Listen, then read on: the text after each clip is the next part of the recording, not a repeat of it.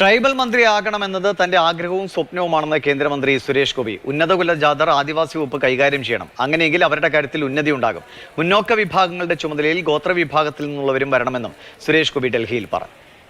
അപ്പോൾ നമ്മുടെ ഒരു നാട്ടിലെ മറ്റൊരു ശാപമാണിത്. ഒരു ട്രൈബൽ ക്യാബിനറ്റ് മന്ത്രി ഒരിക്കലും ട്രൈബൽ അല്ലാത്തയാളാവുകയില്ല. എന്റെ ആഗ്രഹമാണ്, എന്റെ സ്വപ്നമാണ് ഒരു ഉന്നത കുലജാതൻ അവരുടെ ഉന്നമനത്തിന് വേണ്ടി ട്രൈബൽ മന്ത്രിയാവണം. ഒരു ട്രൈബൽ മന്ത്രിയാവാൻ ഒരാളുണ്ടെങ്കിൽ അദ്ദേഹത്തെ മുന്നോക്ക ജാതികളുടെയൊക്കെ ഉന്നമനത്തിന് വേണ്ടിയുള്ള മന്ത്രിയാക്കണം. ഈ പരിവർത്തനം ഉണ്ടാവണം നമ്മുടെ ജനാധിപത്യ സംവിധാനത്തിൽ. ജാതിവശാൽ അങ്ങനെ നമ്മൾ ബ്രാക്കറ്റൈസ് ചെയ്തിട്ടുള്ള ഉന്നത കുലജാതർ, ഒരു ബ്രാഹ്മണനോ ഒരു നായിഡുവോ, അവർ നോക്കട്ടെ ഗോത്രവർഗത്തിന്റെ കാര്യങ്ങൾ. വലിയ വ്യത്യാസം ഉണ്ടാവും. അർജുൻ പിതാമരൻ വിവരങ്ങൾ വേണ്ട. അർജുൻ, ഡൽഹിയിലെ തെരഞ്ഞെടുപ്പ് പ്രചാരണ പരിപാടികളാണ് ഇങ്ങനെ ഒരു പരാമർശം. ഈ ഉന്നതകുല ജാഥർ എന്നൊക്കെയുള്ള പ്രയോഗങ്ങൾ നമ്മളിൽ നിന്നൊക്കെ അകന്നു തുടങ്ങിയ സമയത്താണ് വീണ്ടും അദ്ദേഹം പറയുന്നത്. അതിന്റെ രണ്ട് വശവും ഒക്കെ പറയുന്നുണ്ടെങ്കിൽ പോലും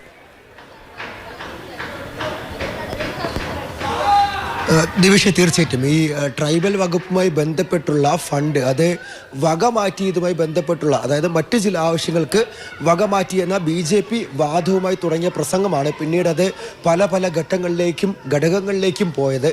2016 സുരേഷ് ഗോപി രാജ്യസഭാ MP ആയി വരുന്ന സമയം മുതൽ അദ്ദേഹം പ്രധാനമന്ത്രിയോട് നിരന്തരമായി ഉന്നയിച്ചുകൊണ്ടിരുന്ന ആവശ്യങ്ങളിൽ ഏറ്റവും പ്രധാനപ്പെട്ട ഒരു കാര്യം എന്ന് പറഞ്ഞുകൊണ്ടാണ് അദ്ദേഹം ഇതിനെപ്പറ്റി സംസാരിക്കുന്നത്. അതായത് മറ്റു പല വകുപ്പുകൾ അദ്ദേഹത്തിന് മുന്നിൽ വെച്ചപ്പോൾ, വാഗ്ദാനം ചെയ്തപ്പോൾ, ഈ സിവിൽ ഏവിയേഷൻ പോലുള്ള കാര്യങ്ങൾ വാഗ്ദാനം ചെയ്തപ്പോൾ അതൊന്നും വേണ്ട, തനിക്ക് ഈ ട്രൈബൽ വകുപ്പ്, ആദിവാസി ക്ഷേമ വകുപ്പ് എന്നുള്ള കാര്യം അത് തനിക്ക് വേണം, ആ മന്ത്രിയാവാനാണ് തനിക്ക് കൂടുതൽ ആഗ്രഹം എന്നുള്ളതാണ് അദ്ദേഹം പ്രധാനമന്ത്രിയോട് ആവശ്യപ്പെട്ടത്.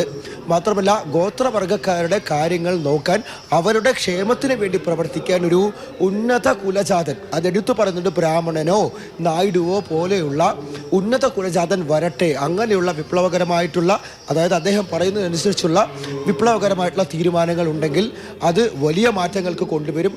മാത്രമല്ല, ഈ ഗോത്രവർഗത്തിൽ നിന്നും ഏതെങ്കിലും ഒരു മന്ത്രി ഉണ്ടാവുകയാണെങ്കിൽ അദ്ദേഹത്തെ ഈ മുന്നോക്ക ജാതി അല്ലെങ്കിൽ മുന്നോക്കക്കാരുടെ ക്ഷേമത്തിന് വേണ്ടിയിട്ടോ അല്ലെങ്കിൽ അത്തരത്തിൽ എന്തെങ്കിലും വകുപ്പുണ്ടെങ്കിൽ അതിലേക്ക് നിയമിക്കുക എന്നുള്ളൊരു കാര്യമാണ്, ഒരു വിവാദ പ്രസ്താവനയാണ് അദ്ദേഹത്തിൻ്റെ ഭാഗത്തു നിന്നും ഉണ്ടായിരിക്കുന്നത്. ഈ ഡൽഹി നിയമസഭാ തെരഞ്ഞെടുപ്പുമായി ബന്ധപ്പെട്ട് നടത്തുന്ന റാലികളിലാണ്, പൊതുപരിപാടികളിലാണ് അദ്ദേഹം സംസാരിക്കുന്നത്. ഇന്ന് ശേഷം